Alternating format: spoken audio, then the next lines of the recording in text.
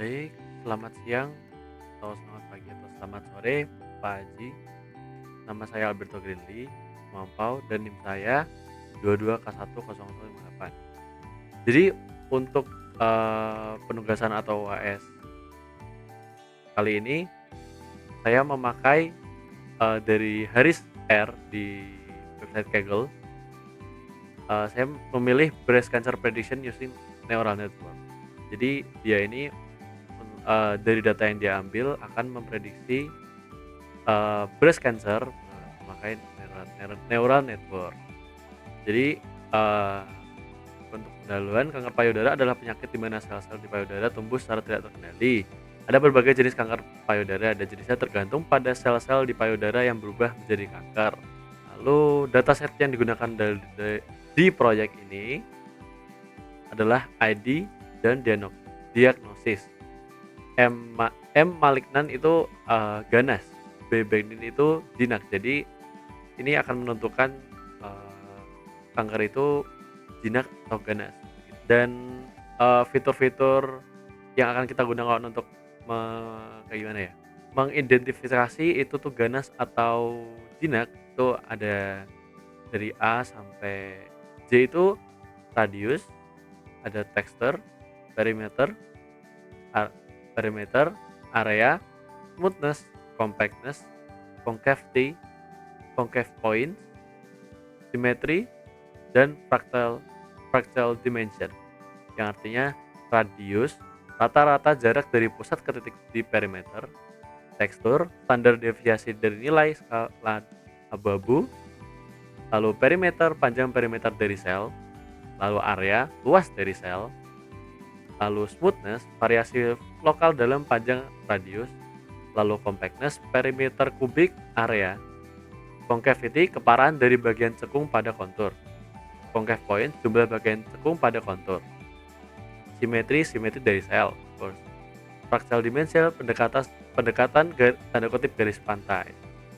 Lalu dataset ini terdiri dari 569 sampel dengan distribusi kelas sebagai berikut. 357 jinak dan 212 ganas gitu. Ini datanya. Lalu untuk kode yang awal itu ini seperti mengimpor.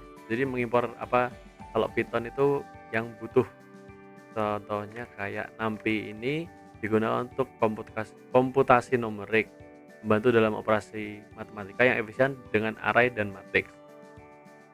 Jadi import ini kayak apa yang dipakai pada AI training pada kali ini. Kalau yang Pandas digunakan untuk manipulasi dan analisis data, mempermudah pengolahan data dalam bentuk tabel atau data frame. Lalu yang terakhir yang Matplotlib Pilot itu digunakan untuk visualisasi yang nanti akan kita lihat sendiri ya. Membantu untuk dalam membuat grafik dan plot untuk memahami data secara visual. Mengapa mengimpor library ini penting?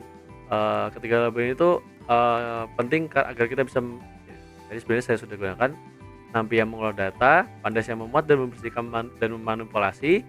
Terus yang terakhir itu untuk memvisualisasikan data tersebut biar nggak ribet dan enak dilihatnya.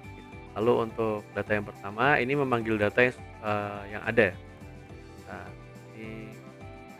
ini data ini. Lalu dfhead ini untuk menampilkan 5 baris pertama dari data frame. Ini yang sudah tadi saya bicarakan, radius, texture, perimeter, ini adalah data-data untuk yang akan kita identifikasi, yang akan AI itu identifikasi begitu. Lalu untuk yang dfshape ini untuk digunakan untuk mendapatkan ukuran data frame dan mengembalikan tuple yang berisi 2 nilai jumlah baris dan kolom. Baris kolomnya nilai mana dan 33. Lalu yang dfinfo ini untuk menampilkan data-data tadi.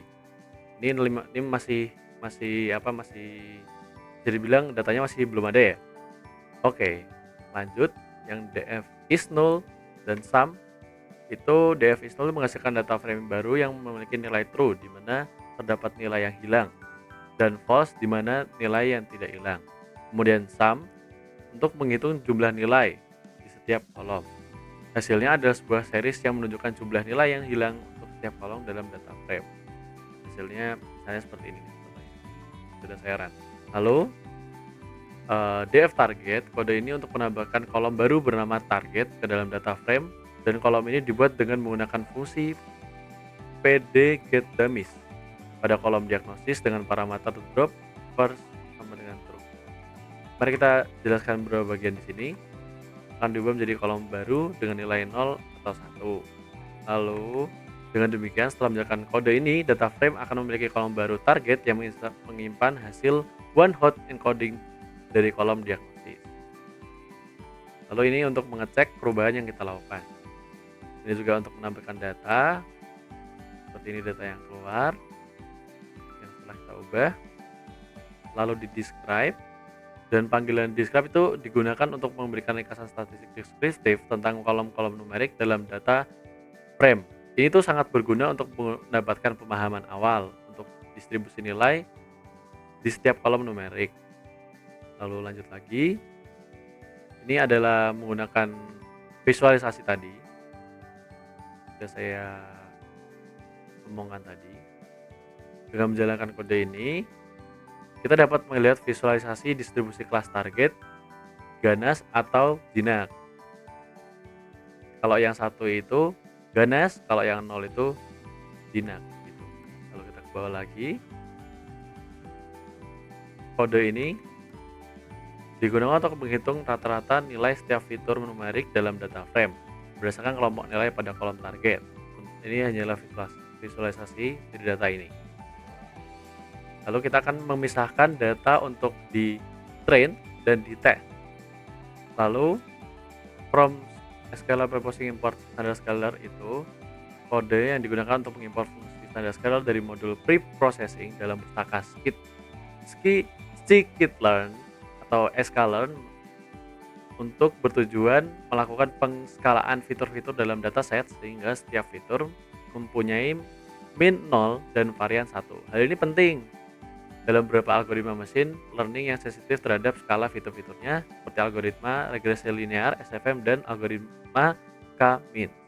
Lalu kode yang selanjutnya, scalar yang extrain dan test itu merupakan cara terbaik untuk menggunakan standar scalar dalam proses pemrosesan data sebelum melatih model machine learning kita nanti.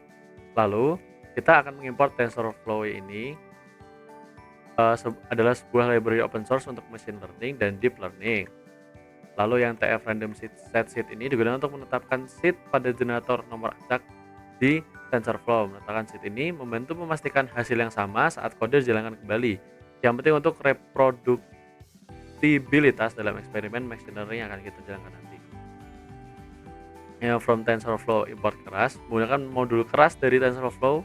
Keras adalah API neural network tingkat tinggi yang disediakan oleh TensorFlow yang mungkin kita untuk membangun, melatih, dan mengevaluasi model neural network dengan cara yang lebih sederhana dan intuitif. Lalu kita next. Nah ini training neural networknya ini kita setting dulu, itu kita training. Dengan konfigurasi ini kita memiliki model sederhana dalam satu layer input, satu hidden layer dengan 20 neuron menggunakan ReLU sebagai fungsi aktivasi, dan satu layer output dengan 2 neuron dan fungsi aktivasi sigmoid untuk klarifikasi biner. Model ini siap untuk dilatih dengan data dan dievaluasi untuk tugas klarifikasi yang relevan yang akan kita gunakan nanti. Kalau kita compile dan kita train, nah itu hasilnya seperti ini. Jadi hasil data ini kita visualisasikan seperti ini. Nah, dengan memanggil model .fit dengan data pelatihan, validasi split, dan jumlah epochs yang sesuai, kita melatih model neural network untuk mempelajari pola-pola dalam latihan. Selama proses pelatihan, model akan disesuaikan berdasarkan nilai loss function yang dihitung, dengan harapan untuk meningkatkan akurasi prediksi pada data yang belum pernah dilihat sebelumnya. Lalu untuk membuat visualisasi history, ini dia hasilnya. Ini dia kita ngeprint hasilnya tadi, dan kita bisa nanti bakal muncul hasilnya di bawah sini, bahwa tumor yang kita deteksi itu adalah Ghana. Ini yang bisa di-train dan terus-menerus agar mendapatkan akurasi yang tepat. Visualisasinya kan akan berbeda, begitu.